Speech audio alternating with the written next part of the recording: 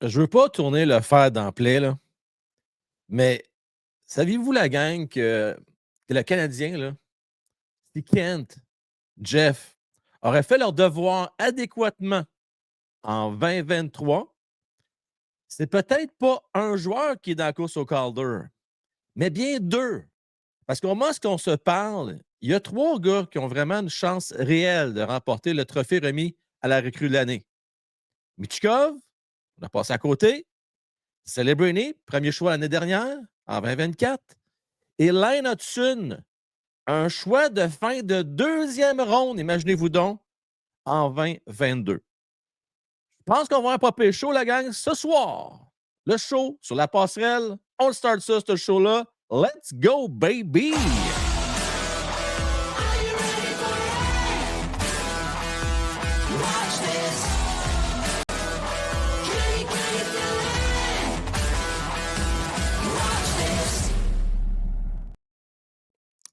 La passerelle est une présentation d'emploi rapide. Gang, vous cherchez un emploi?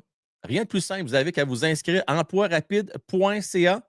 C'est rapide et c'est simple. Et même chose, vous êtes un employeur, vous cherchez de nouveaux talents, je vous invite à aller voir du côté de emploirapide.ca. Vous avez le goût d'une bonne bière, la bonne bouffe et de voir un bon match? Ceux qui ont été voir le Canadien hier aux Trois Brasseurs, là, c'est une pas-paye game. Hein? On a vu nul autre que Lane Hudson marquer son premier but. Puis c'était pas un milieu d'effet désert, c'était pas un garbage goal, un sacré beau but. Et ça ne sera pas son dernier beau but de même. Gang, je vous invite à aller faire votre tour du côté de Trois Brasseurs, près de chez vous. Et en terminant, vous voulez vendre acheter une maison dans la grande région de Gatineau? Je vous invite à aller du côté de jimmyarsenault.com. Pourquoi? Pas compliqué, gang. C'est le courtier numéro 1 Remax au Canada. Rien de moins. J'espère que vous avez passé un beau week-end. Ça passait très vite. Je tiens à souligner qu'hier, on a passé une belle soirée en compagnie de Francis et Mattman. Alors, si vous avez manqué ça, ben, faites-vous-en pas. Pour les membres, vous avez l'occasion de le voir d'ici une semaine. Et puis, tous les autres, vous allez le voir pendant la période des fêtes. Ça va être diffusé sur différentes soirées parce que c'était quand même un show de 5h30 hier. Donc, on a beaucoup de plaisir. On a joué au poker, on a joué à l'hostie de jeu. On a regardé la game de hockey, puis on a fait un avant-match, puis on a parlé aussi du futur du Canadien de Montréal. Donc, j'ai bien hâte, pour ceux qui ne l'ont pas vu, là, de vous présenter ça. Puis ceux qui l'ont vu, j'espère que vous avez apprécié votre soirée en notre compagnie. Salut Francis, salut Edgar, salut Pinchou. Salutations à Tristan, à Francesco, Régent, ainsi que Canadien 10. Revenons à Lane Hudson. Présentement, là, dans la course, c'est pas mal égal entre lui et Celebrini. Savez-vous qu'est-ce qu'il joue pour le premier, c'est sûr, c'est Michkov. Il est en avant pas mal là, pour l'instant. Ce qu'il joue contre Lane Hudson, c'est vraiment son différentiel au niveau des plus et des moins. C'est difficile. C'est difficile. C'est la pire recrue, en fait, cette année depuis le début de la saison, à ce chapitre-là. Par contre, au niveau de la production de points, ça va très bien. De loin devant tous les autres défenseurs, c'est même pas proche. Il chauffe les fesses quand même à Celebrini. Ils sont pas mal près un de l'autre. Et puis, c'est sûr que Michkov a une petite longueur d'avance, mais pas tant que ça, gang. Pas tant que ça. C'est vraiment ce qui va faire la différence, je pense, c'est vraiment au niveau des plus et des moins. En même temps, n'oubliez pas une chose, hein, le Canadien de Montréal, c'est l'équipe qui accorde le plus de buts dans la ligue. Donc, c'est sûr que ça n'aide pas.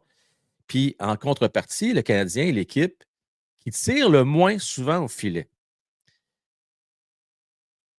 Martin, c'est nous avait déjà averti la gang. Fait 12 ans pas, là. Il n'y a pas de surprise là. Il nous l'avait déjà annoncé d'avance. Attendez-vous pas qu'on lance trop souvent au filet. Vous savez-vous, j'ai un petit peu de misère avec celle-là. Tu sais, pourquoi s'avouer vaincu d'avance? Il lance plus souvent au filet? Je comprends pas. Mais bon, de quoi qu'on parle, nous autres? Martin Saint-Louis, le seigneur ultime, il sait de quoi qu'il parle, n'est-ce pas? Alors, il a cru bon, lui, de laisser son équipe aller. Hein? On leur donne toute la liberté de décider si ça vous tente de shotter ou pas. Mais là, lui, qui, hier, il n'a pas niaisé avec le puck. Il dit, je vais lancer au filet, moi. Patrick Laine. Bon match hier. Ça n'a pas marché, passé proche. 7 tirs au but. J'aime ça. J'aime ça, moi. J'ai beaucoup aimé ça. En fait, j'ai aimé le match canadien de Montréal hier soir. C'était pas facile contre les Jets de Winnipeg. C'est une grosse équipe. Mais au moins, ils ont tout dans la game. On a pu y croire. Un bon bout, d'ailleurs. Il a cru pas mal jusqu'à la fin. Tant qu'à moi, je vous dirais, tu sais. Bon, peut-être vers la fin de la troisième, on y croyait un petit peu moins, mais quand même. On était dedans. Oui, premier but, Lane Hudson. Super. Et puis, cette belle passe de Matheson. Matheson n'a pas discuté, remarquez ça, pas discuté de retrouver ses gars à sa gauche. Ça va toujours bien. C'est d'autres un peu plus compliqué. J'ai aimé la réaction de Matheson. T'es content pour le kid. Il en a parlé après la game, mais aussi pendant le match. Ça se voit, ça ment pas. Très content. Tu sais, on est dur avec Matheson. Puis dans le fond, on ne devrait pas être si dur que ça. J'explique pourquoi. C'est un quatrième défenseur, Mike Matheson.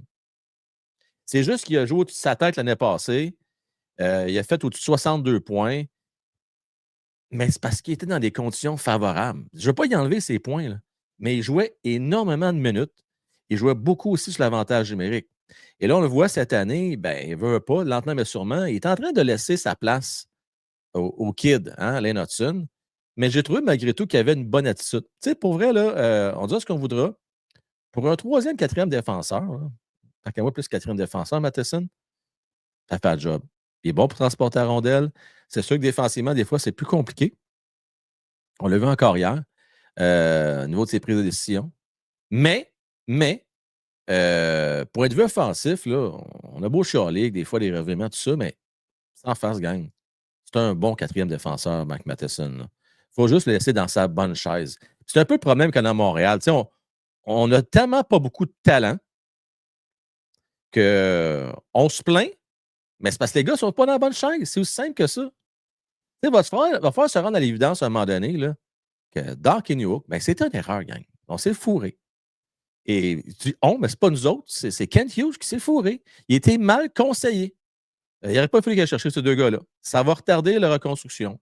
Ils ont été mal conseillés. Il n'aurait pas fallu qu'il aille chercher Rindbacker. C'est plate. Il va peut-être être bon défenseur, mais ça ne sera pas Michkov. Par contre, on ne s'est pas trompé avec Lane Hudson. Et c'est de ça que je vais vous parler ce soir. Puis demain, ne manquez pas le show, le forum, parce qu'on va demain parler des 5 bonnes raisons pourquoi on doit continuer à suivre le Canadien de Montréal, même si on n'est plus dans le mix, même si on ne fera pas les séries. Il y a des choses intéressantes à suivre cette année, malgré tout. La première, et je pense de la deviner, est assez simple, c'est la course au Calder. Je veux vous parler un peu de Lane Hudson. Je veux qu'on en discute, la gang.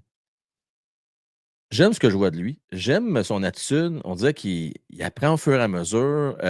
C'est un gars d'équipe. C'est un gars que, oui, il était content de marquer son but hier, on l'a vu. Mais il était déçu de la défaite, c'est bien entendu. C'est un compétiteur. Il va s'améliorer comme le bon vin au fil du temps. C'est un gars qu'on va énormément aimer. Ça va être notre petite coqueluche de Montréal.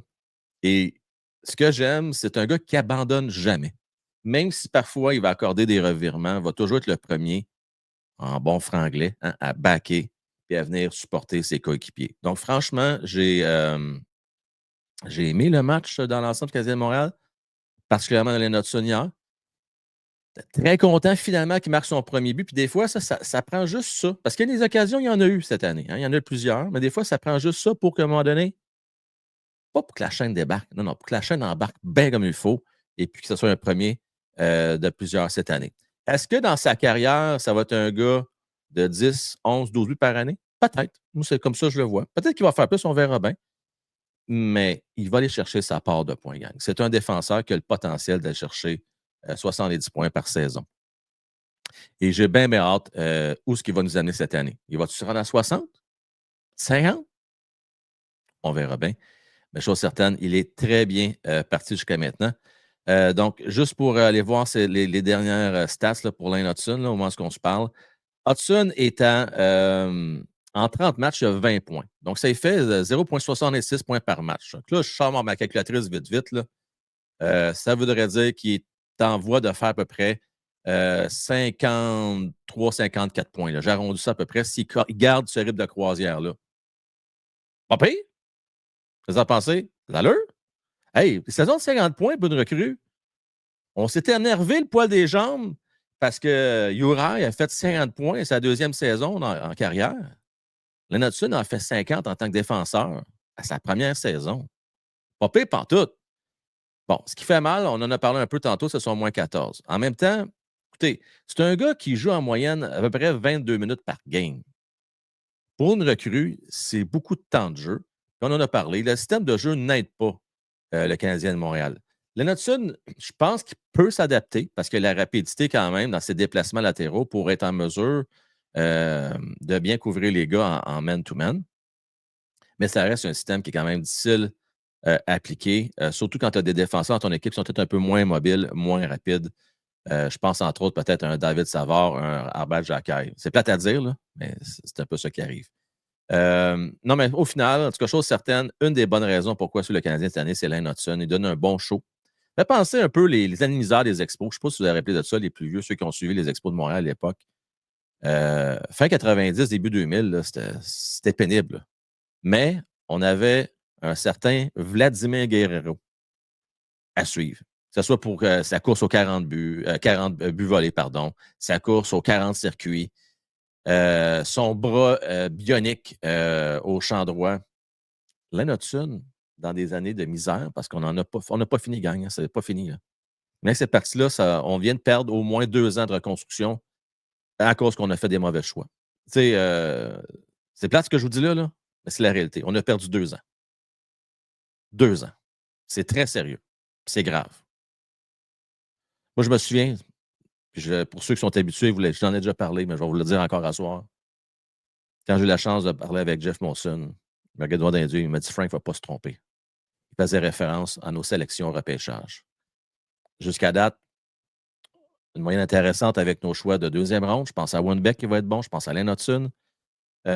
Uri, je suis content. Je pense qu'on l'a mis dans la bonne chaise hier. Il était temps. Content qu'on le fasse jouer sa première ligne avec Suzuki Caulfield. J'ai vu des beaux flashs. C'est sûr que parfois, ses prises de décision ne sont peut-être pas toujours les meilleures, mais par moment, c'est magique. Tu sais, par moment, c'est. On dirait, je ne veux pas être plate, des fois, c'est tout ou partout dans son cas. C'est soit une superbe passe incroyable, ou des fois, non, c'est pas ça. Mais c'est normal, c'est l'apprentissage. Il est encore très jeune. Fait on va être encore patient avec lui. Il a la bonne attitude, il a le bon physique, et je pense que c'est le complément parfait pour venir appuyer Cole et Nick. Par contre, on verra l'année prochaine. L'année prochaine, c'est sûr qu'on va commencer avec des Midov, sûrement pas sa première. On va voir le faire jouer sa deuxième. Mais vous me voyez venir. Hein? L'année prochaine, le problème qu'on va avoir, c'est qu'on n'a pas de deuxième centre. On n'a pas réglé ce problème-là encore, puis c'est pas pour tout de suite. Est-ce qu'on va le régler cet été? On verra bien. Mais on aura le temps d'y revenir, ça, c'est sûr et certain. Au final, je vais revenir un petit peu sur les performances canadiennes. On va regarder aussi les matchs à venir cette semaine. Puis un peu plus tard, là, dans le show, je vais vous parler aussi des espoirs parce qu'il y a des jeunes qui ont bien fait, là, des jeunes espoirs canadiens. Fait que je vais vous parler un petit peu de d'autres, donner un petit peu de nouvelles sur eux. Donc, si on revient aux Canadiens, bien, écoutez, au final, si on regarde ça, c'est une victoire, 2 défaites la dernière semaine. Dans le séjour à Montréal, les 5 matchs qu'ils ont joué à domicile consécutifs, 3 victoires sur 5. C'est correct, mais c'était pas de grandes oppositions, c'était pas des grosses équipes. Puis c'est plate parce que ça finit en queue de poisson. Je pense que, je sais pas, si c'est notre bête noire, les Penguins de Pittsburgh, on n'a pas à gagner contre eux autres, ça a bien l'air cette année. Là. Ça aurait été le fun de sortir plus fort pour ce dernier match-là à domicile. Tu sais, il y a beaucoup de partisans qui s'accrochaient encore à la possibilité de faire le mix. Et en perdant ce match-là, pour moi, c'est une date qu'on va se rappeler cette année. Cette défaite-là de jeudi dernier là, contre les Pingouins de 9-2, il y a une cassure, je pense, qui s'est faite. On a vu là, que c'est une équipe qui est fragile, qui manque beaucoup d'expérience et que ça ne prend pas grand-chose pour que, comme Martin Saint-Louis le dit, que la chaîne elle débarque. Qu'elle rembarque plus et c'est terminé.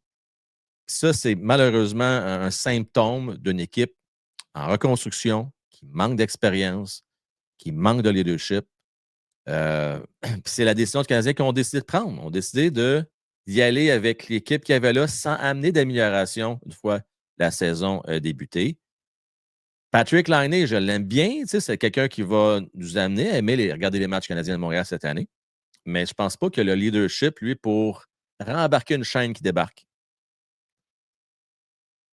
Autre chose qui a fait mal, si je reviens au match contre les Jets de Winnipeg, puis ça, pour ceux qui ont regardé avec nous autres hier l'avant-match qu'on a fait avec Francis et Matt,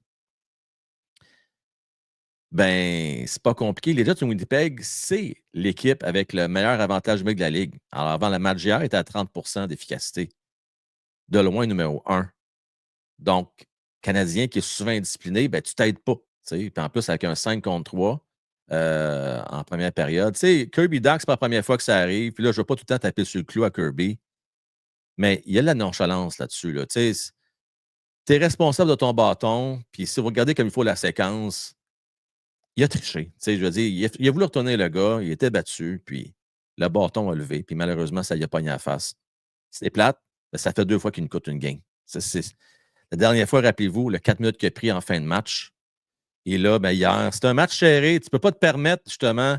C'est tellement fragile actuellement, cette équipe-là. Puis, le Canadien jouait un bon match. Il y avait du rythme, il était dans le game. Lane Hudson, je pense, a amené quand même une certaine vibe positive.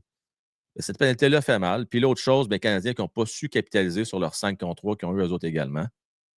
Ben, au final, c'est ça. Déjà qu'à 5 contre 5, le Canadien est faible, une des pires équipes de la Ligue. Ben, si ton désavantage numérique ne fonctionne pas bien ou ton avantage numérique ne fonctionne pas, ben, tes carottes sont cuites pour on oublie ça. C'est terminé. Terminé. Mais quand même, je tire du positif du match hier. Je trouve que j'ai aimé le match de Josh Anderson. Content pour lui qui a marqué. Franchement, là, quand on regarde ça, les vétérans, là, ceux qu'on était prêts à envoyer au vidange, là, hein, qu'on espérait, on avait hâte que les vidanges arrivent mercredi parce que c'est la journée des vidanges dans la semaine, là, dans tout cas dans mon bout, je ne sais pas chez vous. On avait hâte, on avait hâte que leur contrat prenne fin. On s'entend? Bon, regardez ça comme vous voulez, là. Dvorak, Anderson, Garley, puis Armia sont pas si pires que ça. Ils sont pas si pires. C'est pas vraiment eux autres qui te font mal. Qui te font mal, ben, c'est Doc et Newhook en partie.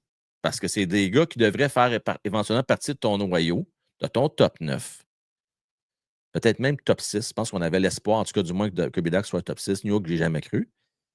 Mais si ils ne répondent pas, ils sont dépassés par les événements. Ça ne fonctionne tout simplement pas. Par contre, on n'a rien à dire vraiment sur les vétérans. Oui, ils sont payés trop cher, mais ça, à un moment donné, regardez, c'est Marc Bergevin qui leur a donné ces contrats-là. On ne peut pas revenir là-dessus. Oui, Gall est trop payé. Oui, Josh est trop payé. Je le sais. Dvorak également. Mais regarde, on va vivre avec. Hein? Puis, la bonne nouvelle, c'est que dans certains cas, les contrats vont prendre fin à la fin de l'année. Pour cette semaine, 3 matchs prenables pour le Canadien de Montréal. C'est des équipes à lesquelles on se bat au classement pour ne pas être dans la cave. Donc, on va jouer contre les Sabres mardi. Et vendredi, samedi, ça, on fait souvent ça contre les Red Wings de Détroit. Vous remarquerez ça. Des matchs back-à-back. Donc, on va jouer vendredi contre les Red Wings et samedi également. Un aller-retour. Techniquement, le Canadien devrait aller chercher 4 points sur une plus de 10. C'est l'objectif, moi, que je leur donne. Est-ce qu'ils vont y arriver? On verra bien. Il y a comme 1 ou 2 points d'écart entre ces 3 équipes-là. Là. C'est quand même assez serré. Donc, ça va vraiment. On se plaint à Montréal, puis. Mais tu sais, si on se compare, des fois, on peut se consoler. Tu sais, à Buffalo et à Détroit, là, eux autres sont vraiment en avance sur nous, en principe, sur leur reconstruction. Ils ne vont pas nulle part. Mais en même temps, on a une bonne conversation. Hier, on a parlé pas mal dans le show avec les boys. Là.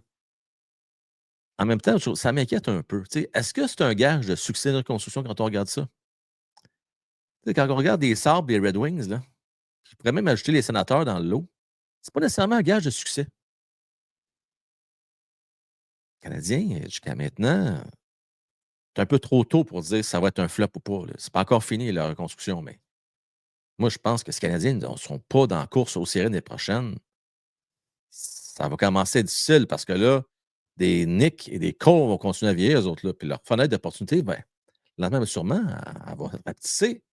Il n'est pas dit qu'ils vont signer en longtemps le Canadien de Montréal à la fin de leur premier grand contrat. Là. C'est pas gagné d'avance, ça, là. OK? Je veux vous parler un peu des jeunes, gang. Parlons de nul autre que le frère de l'autre, Florian Jacquet, 5 points cet après-midi. 3 buts, 2 passes pour le Rocket de Laval. 5 buts sans riposte en troisième période. Fait du bien.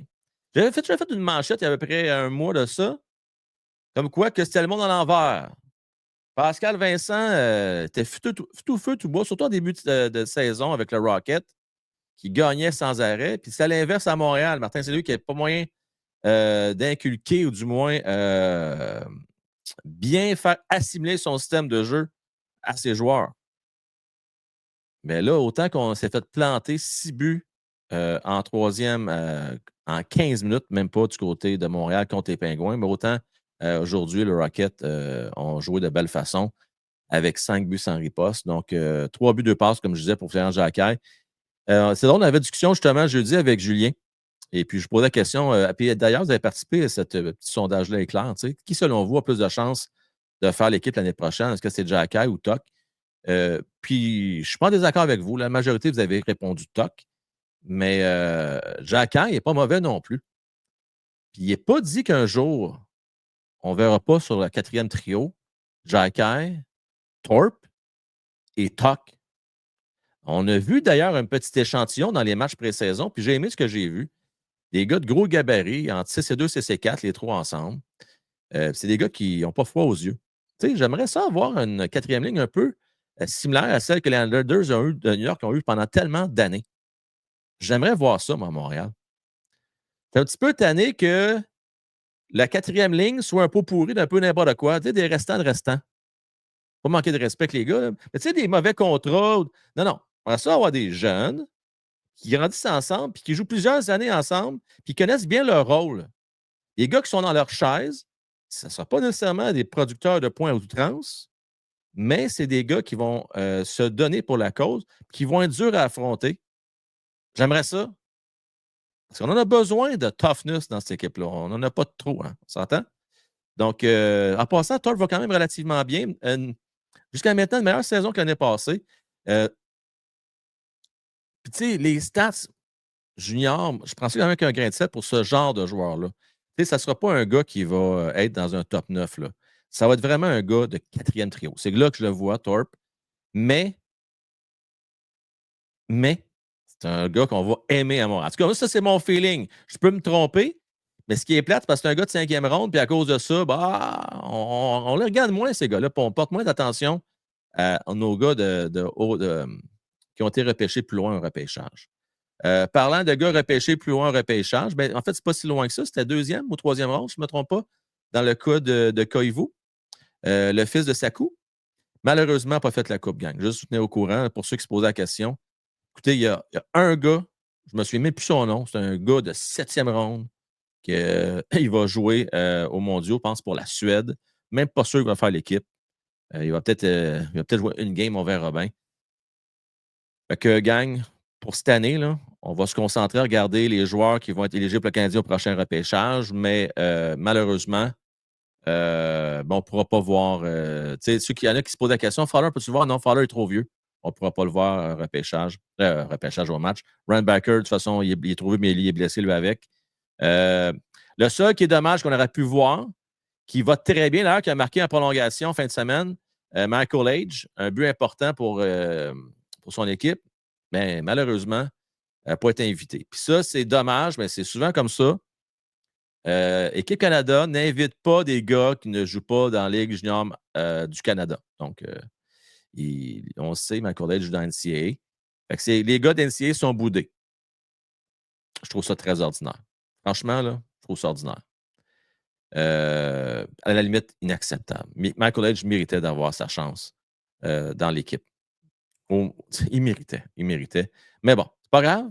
C'est l'équipe Canada qui va avoir les fous dans tout ça. Puis je leur souhaite. Ils sont chanceux que les Russes ne soient pas là. On s'entend. Parce que ça ne serait pas nécessairement évident pour le Canada. Mais bon, là, les chances sont encore très bonnes malgré tout. Puis c'est quelque chose qu'on va suivre. D'ailleurs, je vous invite à être avec nous autres pendant les fêtes. Donc, avec Julien, les jeunes, là, Noah, avec Cédric et PO. On va suivre les mondiaux juniors avec intérêt. Parce que je vous rappelle, les Canadiens ont plusieurs choix, 2 choix de première ronde, 2 choix de deuxième, 3 choix de troisième ronde. Et je ne me trompe pas, 3 choix également, 4e ronde. Parce qu'on a plusieurs choix dans les 4 premières rondes pour 2025. Donc, on va avoir l'occasion de voir plusieurs jeunes, de se faire une idée sur les meilleurs espoirs pour le prochain repêchage. Bien, bien hâte de suivre ça en votre compagnie. Je vais prendre 2 minutes à la fin pour répondre à vos questions, la gang, dans le chat. Là, je ne vous oublie pas. Grosso modo, si je fais un recap rapide au niveau des espoirs, jusqu'à maintenant, là, ceux qui vont très bien, c'est sûr, Demidov, c'est plate parce qu'on a un petit peu de misère à l'évaluer parce qu'il ne joue pas beaucoup de temps de jeu. Mais à votre place, je ne m'en ferai pas pour lui. Demidov va être excellent, va être tout un joueur. On le voit tout le temps qu'il y a. C'est la médecine qu'on sert aux joueurs qui ne veulent pas renégocier un contrat puis signer une extension dans KHL. On avait vu la même chose avec Romanov, la même chose avec Michkov l'année passée, malgré que Michkov, on l'avait finalement changé d'équipe. Dans le cas d'Imidov, on lui donne en moyenne 8-9 minutes par match. Pas beaucoup de temps de jeu. Fait que je vous dirais de ne pas trop vous casser la tête avec les stats cette année. Là. Il va être très, très bon. Et on espère le voir avec nous autres dès la saison prochaine. Je souhaite ardemment que ce soit le cas. Puis j'espère, sans dire qu'on va oublier Michka parce qu'on ne pourra jamais l'oublier. Vous n'allez pas me faire oublier ça. Moi, c'est comme dire, c'est pas grave, Frank, on va avoir des Midov. Non, arrêtez-moi ça. Là. On a le droit d'avoir 2 bons joueurs à Montréal. On a le droit d'avoir des Midov Michkov. On aurait pu les avoir les deux. On a le droit. T'sais? C'est comme dire les Oilers, dire pas grave, vous avez laissé passer Draisaitl, vous avez quand même McDavid. Non, non. Ils sont bien contents d'avoir 2 bons dans leur équipe. Et moi, j'aurais été bien content d'avoir 2 bons dans mon équipe. On a décidé autrement. On en avoir au moins un des deux. Et faites-vous-en pas trop avec ça. Michael Age va très, très bien. Ça, pour moi, c'est pas une surprise, mais ça vient me rassurer. Parce que vous vous rappelez, en toute honnêteté, lors du repêchage, j'avais rien contre Michael Age. Je trouvais qu'il avait une belle attitude, il y avait une belle histoire autour de lui. Mais quand même, j'espérais avoir Simon. J'étais déçu que les Canadiens ils sont fait damer le pion par les Islanders. Puis ça, puis peut-être que le Canadien n'aurait peut-être même pas choisi. Il semblait vraiment être. Moi, je pourrais dire ça. En tout cas, il y avait vraiment. Leur plus grand intérêt était vraiment pour Michael Age. D'ailleurs, il y a eu des rumeurs de transactions impliquant ce choix-là. Puis finalement, ça l'a avorté. Puis on a voulu garder notre choix. Il y a des questions dans le chat pour Montembeault. Est-ce qu'il va au Canada? Oui, Francis. Montembeault a été choisi dans l'équipe des 4 nations, l'équipe Canada des 4 nations. Maintenant, est-ce que ça va être le premier, le deuxième, troisième gardien? On verra bien. C'est Bennington. Et puis, c'est-tu Thompson, le troisième? C'est drôle, j'ai un petit blanc. Dites-moi le nom dans le chat, c'est qui le troisième? Mais je sais que Bennington, bien entendu, c'est sûr que là, bon, parmi les directeurs généraux, sont comme 3-4 directeurs généraux. Tu as celui des Blues de Saint-Louis qui a eu son mot à dire. C'est Adam Hill, merci Joe, je n'étais pas certain lequel entre les deux. Donc, c'est Adam Hill qui a été retenu. Thompson aurait pu aussi être retenu tant qu'à moi. Là. Fait que, donc, Adam Hill, qui d'ailleurs avait bien fait, si on se rappelle, pour le Golden Knights, il y a quoi, déjà 2-3 ans de ça? 2 ans quand il avait gagné la Coupe Stanley. Donc, c'est pas nécessairement une mauvaise sélection, mais ça reste que, on le voit, le Canada est faible devant le filet. Fait que pour l'instant, en tout cas, Samuel a des bonnes chances d'avoir au moins un départ. Moi, je donnerais au moins un départ à Montréal, j'espère, en tout cas. Au minimum, ce serait bien le fun. Ce serait le fun de le voir chez eux. Puis sortir une grosse game. Ce serait vraiment cool. Ceux qui se posent la question, Samuel a fait des bons saves. Là. Il était quand même bon hier. C'est sûr, des fois, ça arrivait vite. Je ne sais pas si vous avez tout vu la game, là, mais il y a des buts là, que, écoute, là, les gars étaient laissés tout seuls à côté. Là. Je sais, à un moment donné, c'était trop facile. Là. Les couvertures d'hommes n'étaient pas toujours au rendez-vous. Il y avait des gars vraiment laissés à eux-mêmes, surtout en avantage numérique. Là. C'était pas nécessairement. Il n'y avait rien à faire. Les gars étaient tout seuls à côté de son net. Donc, à un moment donné, il couvre son homme. Puis c'est mauvaise couverture d'hommes qu'il y a eu là, à quelques reprises. Mais bon. Fait que ben hâte de suivre les matchs avec vous autres cette semaine. Merci beaucoup d'avoir été au rendez-vous. Et puis, on va se revoir pas plus tard que demain. Manquez pas ça, le forum. Comme je vous disais, on va parler.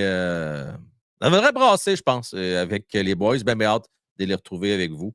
Puis, je vous dis une belle fin de semaine pour ce qui en reste. Et n'oubliez pas, ce n'est pas déjà fait, s'il vous plaît. C'est très important pour moi. Non seulement les pouces, mais aussi vous abonner, ce n'est pas déjà fait. Écoutez, c'est c'est quasiment 50% des gens qui m'écoutent de façon régulière qui ne sont pas encore abonnés. Puis, la gang, ça fait longtemps qu'on en parle. Le fameux 24 heures. Dommage, j'avais vraiment ça le faire pendant le temps des fêtes, mais il en manque quoi? 300 personnes? 300. Un petit pouce, la gang, et surtout s'abonner.